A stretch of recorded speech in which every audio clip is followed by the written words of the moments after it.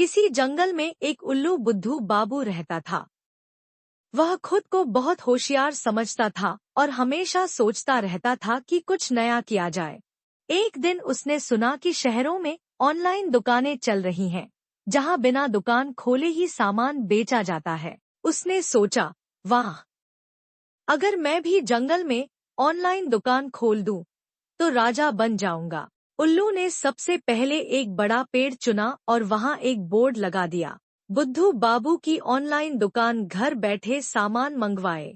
अब सवाल यह था कि जानवर ऑर्डर कैसे करेंगे। उल्लू ने अनाउंसमेंट कर दी, जो भी कुछ खरीदना चाहता है वह मेरे पेड़ के नीचे पर्ची डाल दे और उसका सामान घर पहुंच जाएगा।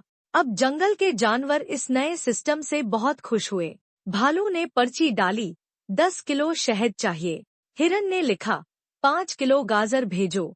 बंदर ने लिखा, 20 केले चाहिए। उल्लू ने इन पर्चियों को पढ़ा और सोचा, अब सामान कहाँ से लाऊं? लेकिन उल्लू बहुत चालाक था। उसने सोचा, अगर मैं खुद कुछ नहीं लाऊं और जानवरों से ही सामान इकट्ठा करवाऊं, तो मजा आ जाएगा। अब उल्लू ने एक और अनाउंसमेंट की, अगर आपको सामान चाहिए तो पहले अपनी पुरानी चीजें हमें बेचनी होंगी।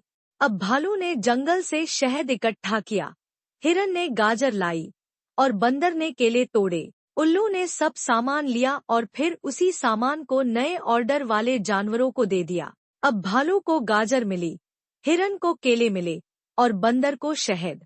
सब खुश हो गए, लेकिन किसी को समझ नहीं आया कि उल्लू ने खुद कुछ नहीं किया।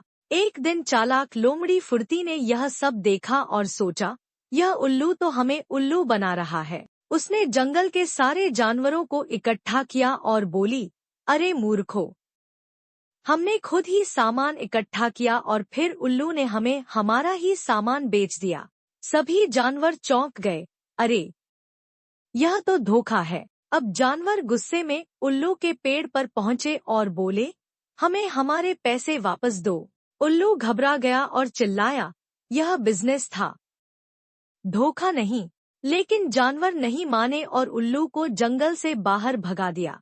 चालाकी ज्यादा दिन तक नहीं चलती, सच्चाई हमेशा सामने आती है। अगर कुछ बहुत आसान और मुफ्त में मिल रहा हो, तो पहले सोचो कि इसमें चालाकी तो नहीं। खुद की मेहनत से मिली चीज ही सबसे अच्छी होती है।